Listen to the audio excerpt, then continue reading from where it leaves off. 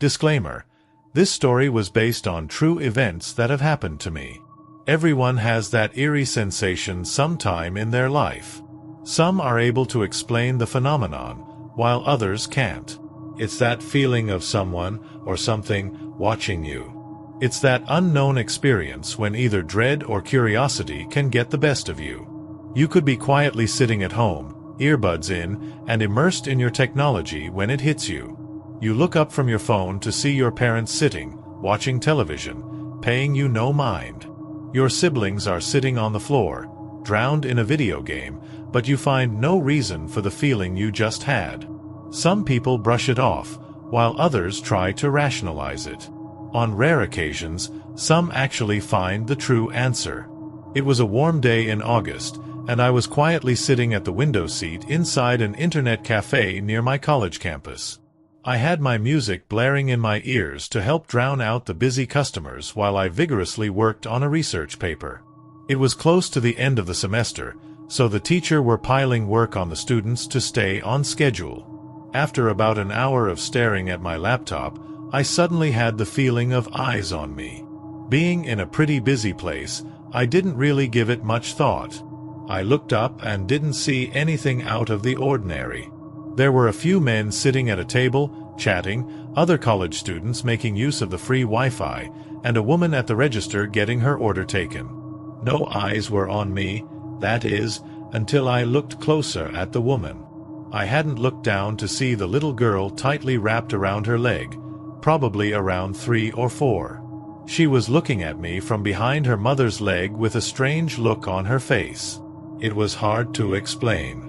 Sort of a blank but frightening stare directly at me. She didn't look very well dressed considering she was out in public. She had dirty brown hair that was matted down in random places, bare feet, and a white dress that was stained with dark colors, as if she had just finished playing in a flower bed. I silently smiled at the young girl and waved. After getting no response, not even a change of facial expression, I shrugged and continued working on my laptop. About a minute went by with the feeling of the little girl's eyes on me. I decided to look back up out of instinct, but she was gone. The mother was paying for her food as I quickly scanned the room for any sign of her daughter, as it appeared she didn't realize the girl was gone. After I noticed no signs of anyone younger than me, I quickly walked over to the woman and tried to explain that her daughter was missing. What she said next disturbed me. "I'm sorry, but I came here alone." "The little girl hugging your leg, she wasn't yours?" No. I didn't feel anyone on my leg." The cashier confirmed that she came in alone. Shocked, I apologized and slowly walked back to my seat. I had noticed the girl in too much detail. How could no one else have seen that? After being certain the girl was not in the building, I started to rationalize it as just being a daydream that seemed to slip into my reality. I mean, I had been staying up late worried about this paper. I regained my composure and decided to just put it in the back of my mind for now. About 30 minutes went by before the feeling came back. I tried for as long as I could to ignore it, hoping the feeling was just my nerves, but the longer I waited, the worse it got. Eventually, I couldn't take it. I snapped my head up and immediately I was face to face with the brown-headed girl from before. She was now in the seat directly across from me, staring with that fearful look in her eyes. I let out a scream as I tumbled to the ground.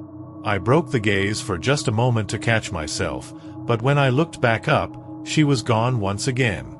The only eyes on me were those of everyone else in the cafe, and the girl was nowhere in sight. Being just as embarrassed as I was frightened, I grabbed my stuff and quickly walked out and back towards my dorm. As I continued down the street, I was still trying to wrap my head around what had just happened, when I suddenly saw her again. She'd be across the road behind a light post, in the back seat of a passing car, even through a window in the back of a shop. She was constantly staring at me, and I just had this feeling she wanted something. A feeling of dread swept over me as I began to sprint and keep my eyes focused on my path to safety. Luckily, I made it back to my dorm without another sighting and the feeling was long gone. Exhausted from my adrenaline rush, I fell asleep right away. The next day, I woke up to the sound of beating on my door. As I opened it, 2 police officers told me to come with them to the station for questioning. Apparently, a man had been arrested right outside the cafe I was in the evening before. They told me that a group of kids were walking down the sidewalk when they noticed the man sitting in his parked car and fully focused on the restaurant with a large camera. The kids slowly walked by and peered inside his car. Behind the passenger's seat, they could plainly see some nylon rope, a large roll of saran wrap, and the glistening of a large butcher's knife. They quickly walked off and called the police to investigate. When they arrived, police found the objects, took the man's camera, and shortly after, took him in for questioning. The man had apparently been taking pictures all day of girls walking down the street and in the restaurant. The police took out the camera the man had and flipped through some of the man's final pictures. My heart sank as they flipped through multiple pictures of me sitting on my laptop, getting up to talk to the woman at the register, falling out of my chair, and leaving the restaurant. Those were the last photos he had taken before he was caught, and they suspected I was going to be his next victim. They asked about me falling out of my chair, and that's when I revealed the events containing the little girl. I thought they would think I was crazy, but after describing her, the police chief's face went white. They told me they found out that the man had just recently been released from prison after serving a 25-year sentence for the kidnapping and murder of over a dozen women ranging from 30 years old all the way down to a 3-year-old child being his last victim. They showed me an old newspaper clipping from the man's file that had a picture of the little girl, and after seeing it, a new feeling arose.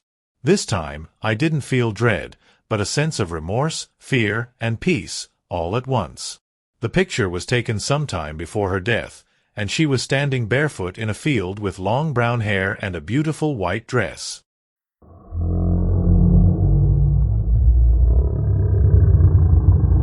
A single unfinished opera entitled The Matinee of the Damned is an incomplete and cursed piece of music that has plagued the eyes, ears, and hearts of those who bear witness to this piece and has taken the lives of those who dare to try and finish the ballad. The opera originated in France by the hand of Jean-Baptiste Lully. Said to have been inspired by the nightmare induced by a fever, Lully began composing the opera in 1686. A few months after he began the laborious task of writing the initial composition, he began complaining of strange noises emanating from the walls and floors of his own home, which soon became a constant nuisance as the sounds began tormenting him even when he wasn't composing. Determined to finish, his Lully struggled to compose while ignoring the sounds. In a bizarre and unfortunate accident, Lully stabbed his own foot with the pointed staff he used as a metronome. Infection set in, and 3 months later he succumbed to his injury. Only 2 years after Lully's death in 1689, the composer Henry Purcell attempted to finish the opera. At the age of 36, he died in a bizarre manner as well. Just as Lully, Purcell was tormented by odd sounds inside his own home when he worked on the opera. But unlike Lully, Purcell was also haunted by shadows and moans that echoed inside his home. Feeling unnerved, Purcell went out to a local tavern to calm himself and relax, only to return home and find himself mysteriously locked out. The night air was very cold and he became ill, dying from a common cold. Jean-Marie Leclerc was the next composer to try his hand at finishing the opera. In 1763, he accepted the challenge and began his work. Like the composers before him, Leclerc was plagued by strange sounds, shadows, and now nightmares that haunted him day and night. 6 months after he resumed the opera, expanding the melody and introducing lyrics, Leclerc was tragically stabbed to death. His murder, to this day, remains unsolved. Many speculated that the murder was a hit, one that was set about his own wife. Almost 30 years after Leclerc's passing, Wolfgang Amadeus Mozart, perhaps the most famous composer that has ever graced the earth, was drawn to the enigmatic and rumored to be cursed opera. He too attempted to complete the opera, and just like the preceding composers who met an untimely end, Mozart was slowly driven mad by unexplainable and perhaps ethereal forces.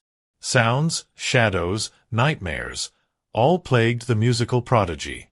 But unlike his predecessors, he began suffering from an unknown and devastating ailment. He suffered from crippling symptoms for 15 days before finally passing away.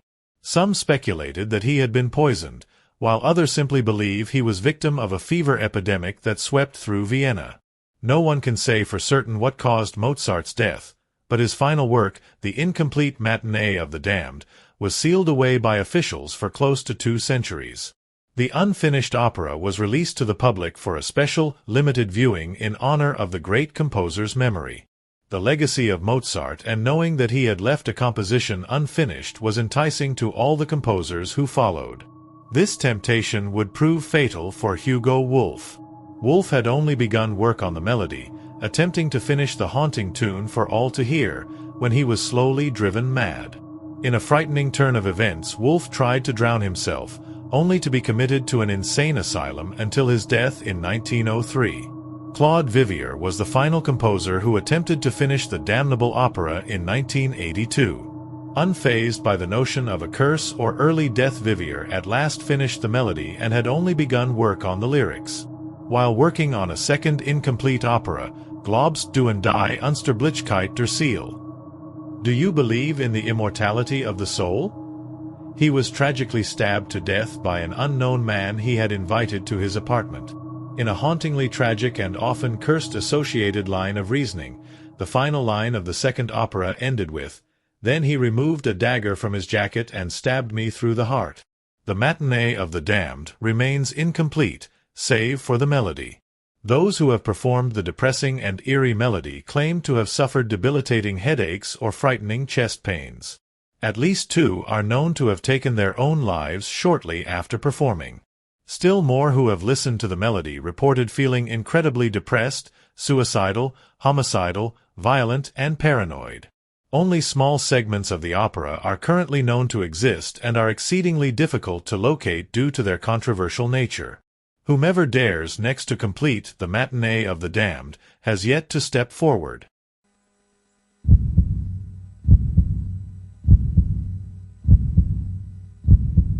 I've gotten into some trouble recently, and I need to tell people about it. I need to know if anyone has experienced something like this. I don't want to be alone in this. I'm really, really scared. Please, bear with me while I explain what happened to me. For the purposes of this, I'm going to remain anonymous, so I don't complicate my situation further. You'll find out why in a little bit. I really appreciate you taking your time to hear me out and help me. It all started at school while I was taking a calculus test.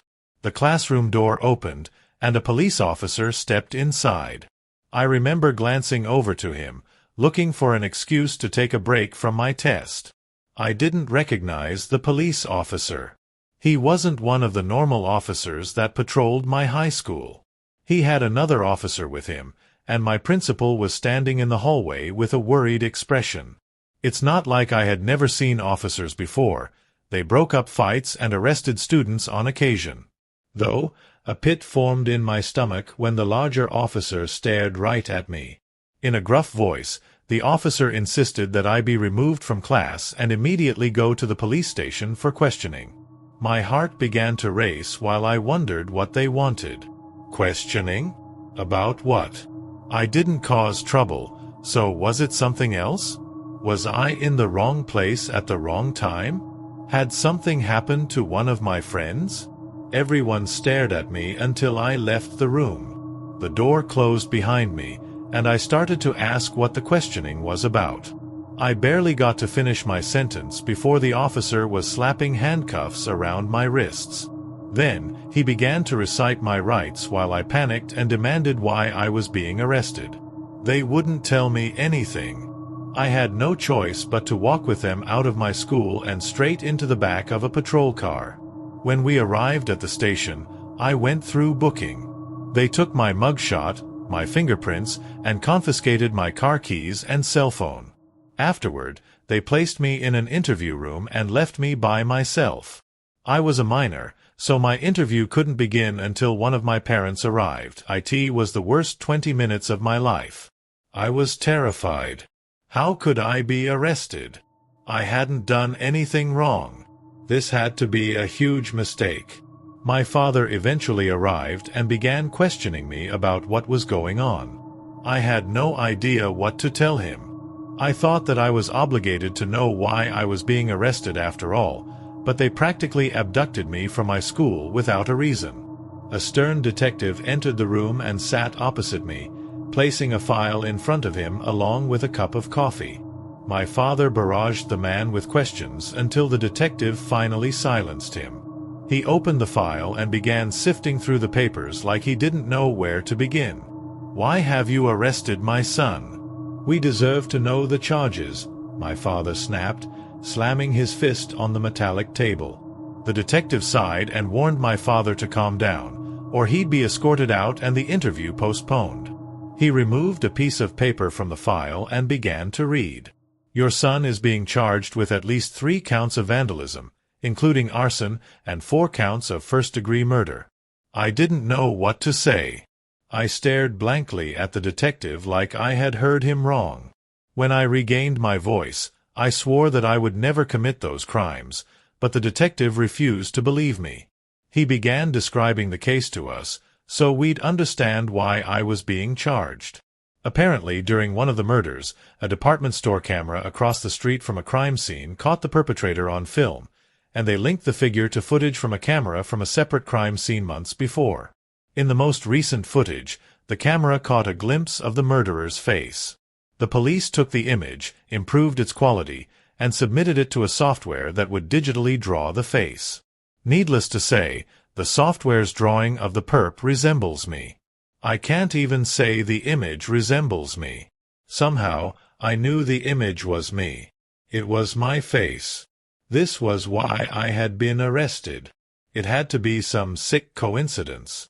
My father began defending me and demanding when these crimes supposedly took place, so I could provide credible alibis. Luckily for me, these crimes occurred at night. This meant that my parents and neighbors could cover me along with my baseball teammates. We often had late practices and games, and my coach would have a record of who had been in attendance. I felt confident that I would be allowed to leave after we tried to explain. However, the detective insisted that I wasn't going anywhere until witnesses confirmed my alibis, and shortly afterward, I received worse news. In addition to the witnesses, I was being required to take a polygraph test, which is a lie detector exam, and remain at the station for a psychological evaluation to be administered over the next 48 hours. My father tried to stay as long as possible, but the officers refused to let him return to the interview room. Simply put, I was terrified. The polygraph test was brutal. The detective would persistently ask me horrifying questions, and the entire time, he stared at me like I was already guilty. I avoided his eyes and focused on my knees. It made me feel so paranoid, like he was tricking me into incriminating myself. He'd ask the same questions over and over, rewording them, but I wouldn't back down. I was telling the truth, and I had to believe that. Yet when the test was over, I felt disgusted with myself, like I had actually committed those crimes. My psychological evaluation wasn't much better. It wasn't what I expected. I was led to a similar interview room and sat across from a man with a clipboard and glasses on the bridge of his nose. Honestly, we just talked for a little while. The psychologist wanted to learn a little more about me before we began our session. I just told him about my life, and I considered it perfectly normal. It just worried me when I'd talk about baseball, and I see his pen scribbling furiously away. Was that somehow a sign of insanity? I had no way of knowing. We had 4 sessions in total over the 48 hours. What worried me the most is not knowing his final verdict. I was returned to my cell before I got the chance to ask. Thankfully, I was released the following morning. I was shook awake by my mother, and we were escorted into the lobby by a police officer. My father was speaking to the detective with a frustrated expression and snatched a file from the man. I heard my father warning that my charges need to be dropped, or he'd sue for them holding me at the station without any evidence to back up their claims. I thought that my situation couldn't get any weirder after my nightmare at the station. Well, I was wrong. I started to get an uneasy feeling in my chest. I tried to ignore it at first. I mean, it wasn't easy returning to school and ignoring the stares with my arrest rumors spreading like wildfire. Only my friends listened to my explanation about it being a mistake, but even they acted strange around me. It would have only taken a few days for me to get used to it. I would have been able to do it. It was my parents that really made me feel uneasy. They knew that my arrest was a mistake, yet they tripped over their words like they were walking on eggshells. I couldn't take it any longer. The detective gave my father a file, and I was determined to find it. I wanted to know everything about my case and why they held so much suspicion over me. I waited for my parents to go on their date night, and I began searching through my parents' usual hiding spots. The file was locked in the back of my father's desk drawer, and I found it quick enough, giving me plenty of time to study it. I examined the case and my charges first. A few of them were minor, like a storefront being smashed out with a brick or the library being defaced with graffiti. I still have no idea how those were linked back to me.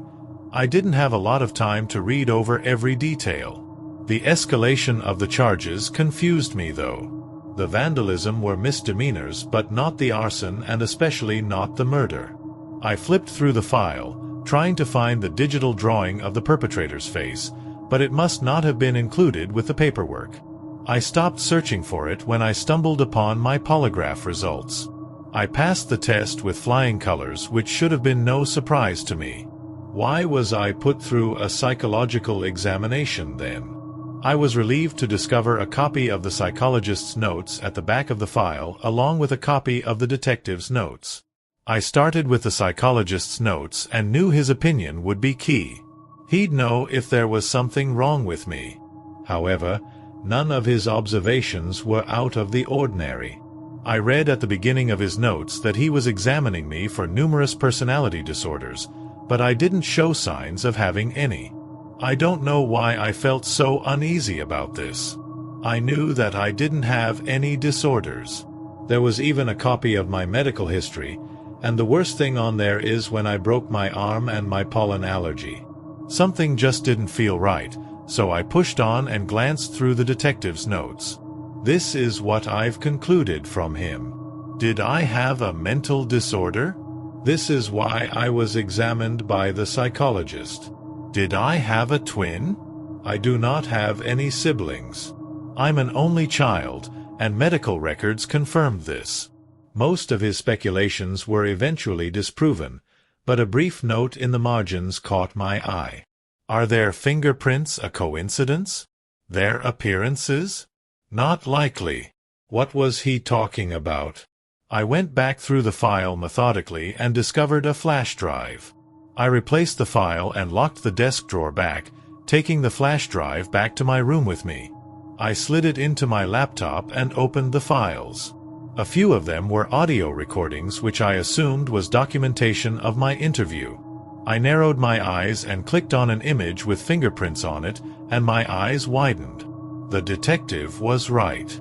On the left was an image of the perpetrator's prints, taken from the most recent crime scene. On the other side were my prints after they were entered into the system. The fingerprints mirrored each other exactly. That couldn't be possible. Identical twins don't even have identical fingerprints. The fingerprint image was tossed into an evidence folder, and there was also a video file which I clicked on. I was a little confused at first because it was just surveillance footage of my jail cell. I checked the timestamp, and it was a little after midnight. I watched the video for a few minutes as I paced around the cell. This must have been my first or second night there. I appeared so distraught. I continued to watch the video as I paced in the same motion, stopping at the same spots and turning back around. Was this on a loop? Why was this in an evidence file? I skipped ahead to see if there'd be a change. I skipped to 1 in the morning and then to 3 in the morning. What the hell? I just kept pacing back and forth. Around 5 in the morning, it stopped and showed me sleeping on my bed. Had I been sleepwalking? I couldn't explain it. When I heard my parents return home, I shut off my computer and got ready for bed. I closed my eyes and tried to wrap my head around all of it. That's when I realized something extremely terrifying. There were a few notes from the psychologist that resonated with me now, pertaining to a particular disorder. He mentioned briefly unrest, anxiety, and something else. That's why I'm saying this now. I need help from someone. I'm so afraid. Please. I can't even look at myself in the mirror anymore. If you wake up in the morning and you don't remember having a dream, how do you know you were ever asleep? I have dissociative identity disorder, and I've done terrible things.